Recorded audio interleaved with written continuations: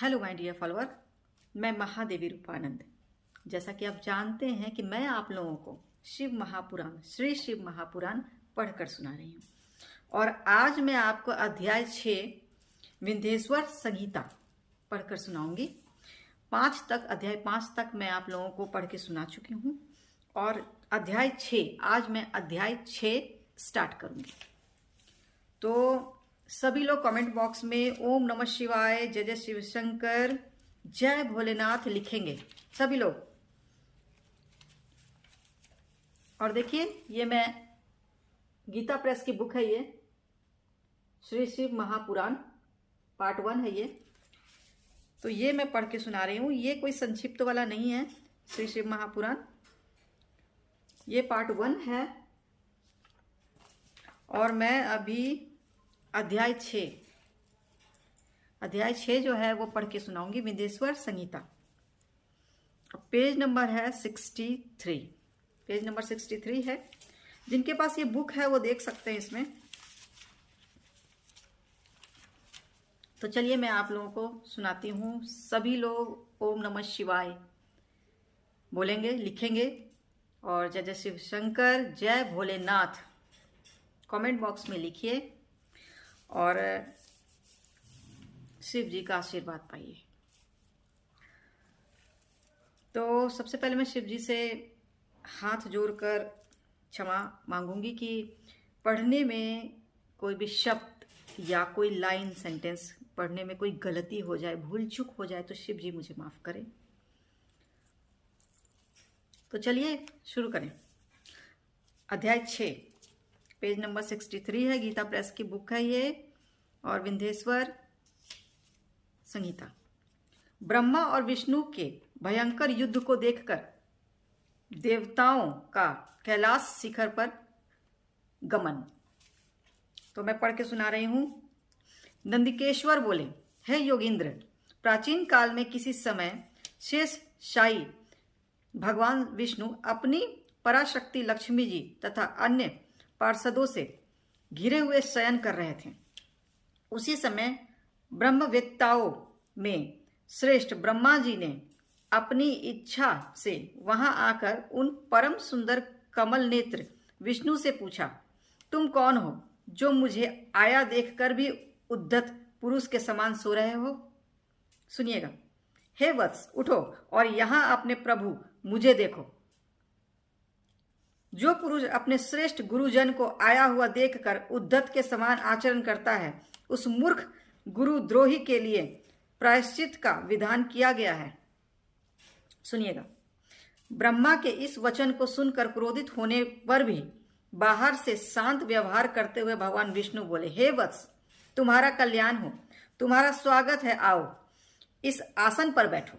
तुम्हारे मुखमंडल से व्यग्रता प्रदर्शित हो रही है और तुम्हारे नेत्र विपरीत भाव सूचित कर रहे हैं। ब्रह्मा जी बोले, हे वत्स, हे विष्णु, काल के प्रभाव से तुम्हें बहुत अभिमान हो गया है। हे वत्स, मैं जगत का पितामह और तुम्हारा रक्षक हूं। विष्णु बोले, हे वत्स, यह जगत मुझ में ही स्थित है। तुम केवल चोर के समान दूसरों की संपत्ति को व्यर्थ अपनी मानते हो। तुम मेरे नाभि कमल से उत्पन्न हो, अतः तुम मेरे पुत्र हो। तुम तो व्यर्थ बातें कर रहे हो। नंदिकेश्वर बोले, हे मुने, उस समय वे अजन्मा ब्रह्मा और विष्णु मोहवश मैं श्रेष्ठ हूं, मैं स्वामी हूं, तुम नहीं। इस प्रकार बोलते बोलते परस्पर एक दूसरे को मारने की इच्छा से युद्ध करने के लिए उद्धत हो गए। सुनिए। हंस और गरुड़ पर आरूढ़ होकर वे दोनों वीर ब्रह्मा और विष्णु युद्ध करने लगे। तब ब्रह्मा और विष्णु के गण भी परस्पर युद्ध करने लगे। उस समय सभी देवगण उस परम अद्भुत युद्ध को देखने की इच्छा से विमान पर चढ़कर वहां पहुंच गए।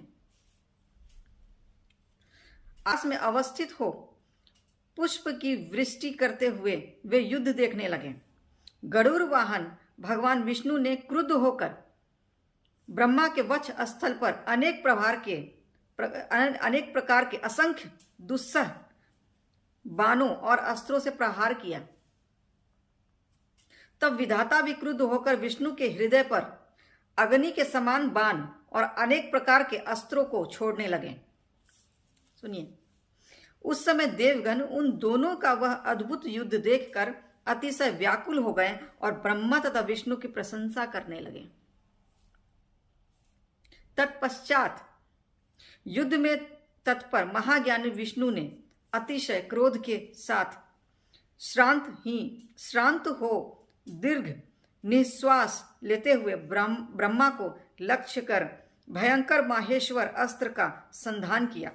ब्रह्मा ने भी अतिशय क्रोध में आकर विष्णु के हृदय को लक्ष्य कर ब्रह्मांड को कंपित करते हुए भयंकर पाशुपत अस्त्र का प्रयोग किया। ब्रह्मा और विष्णु के सूर्य के समान हजारों मुख वाले अत्यंत उग्र तथा प्रचंड आंधी के समान भयंकर दोनों अस्त्र आकाश में प्रकट हो गए। इस प्रकार ब्रह्मा और विष्णु का आपस में भयंकर युद्ध होने लगा। हे तात, उस युद्ध को देखकर सभी देवगण राज विप्लव के समय ब्राह्मणों के समान अतिशय दुखी और व्याकुल होकर परस्पर कहने लगे, जिसके द्वारा सृष्टि, स्थिति, प्रलय, तिरोभाव तथा अनुग्रह होता है और जिसकी कृपा के बिना इस भूमंडल पर अपनी इच्छा से एक त्रिनका भी विनाश करने में कोई भी समर्थ नहीं है, उन त्रिशूलधारी ब्रह्म स्वरूप महेश्वर को नमस्कार है। भयभीत देवतागण इस प्रकार सोचते हुए चंद्रशेखर महेश्वर जहां विराजमान थे, उस शिव स्थान कैलाश शिखर पर गए। शिव के उस प्रणवाकर स्थान को देखकर वे देवता प्रसन्न हुए और प्रणाम करके भवन में प्रविष्ट हुए। उन्होंने वहां सभा के मध्य में स्थित मंडप में देवी पार्वती के साथ रत्नमय आसन पर विराजमान देवश्रेष्ठ शंकर का दर्शन किया। वे वाम चरण के ऊपर दक्षिण चरण और उसके ऊपर वाम कर कमल रखे हुए थे। समस्त शुभ लक्षणों से संपन्न थे और चारों ओर शिवगण उनकी सेवा में तत्पर थे। शिव के प्रति उत्तम भक्ति भाव वाली कुशल रमनियां उन पर चंवर डुला रही थी। वे निरंतर उनकी स्तुति कर रहे थे और वे अनुग्रह की दृष्टि से सबको देख रहे थे। हे वत्स, उन महेश्वर शिव को देखकर आनंदाश्रु से परिपूर्ण नेत्रों वाले देवताओं ने दूर से ही उन्हें दंडवत प्रणाम किया। भगवान शंकर ने उन देवों को देखकर अपने गणों से उन्हें समीप बुलवाया और देव शिरोमणि महादेव उन देवताओं को आनंदित करते हुए अर्थ गंभीर मंगलमय तथा सुमधुर वचन कहने लगे। तो ये था अध्याय 6 विंध्येश्वर संहिता। तो आज मैंने आप लोगों को अध्याय 6 पढ़ के सुनाया है। श्री शिव महापुराण गीता प्रेस, और ये पूर्वार्ध है, प्रथम खंड है, तो उसमें से आपको पढ़कर सुनाया है। और मैं फिर से आपको इसके बाद का जो अध्याय है वो मैं आप लोगों को फिर से पढ़ के सुनाऊंगी। तो बहुत बहुत धन्यवाद आप लोगों का जुड़ने के लिए, और ये वीडियो शेयर कीजिए ताकि सभी लोगों तक शिव महापुराण, जो श्री शिव महापुराण में पढ़ के सुना रही हूँ, वो सभी लोगों तक पहुँचे और सभी लोग ये जो भी अध्याय में पढ़ के सुना रही हूँ वो सुन सके, वो समझ सके और जान सके शिव जी की महिमा के बारे में। तो बहुत बहुत धन्यवाद जुड़ने के लिए। Thank you so much. और सभी लोग कमेंट बॉक्स में ओम नमः शिवाय जरूर लिखेंगे।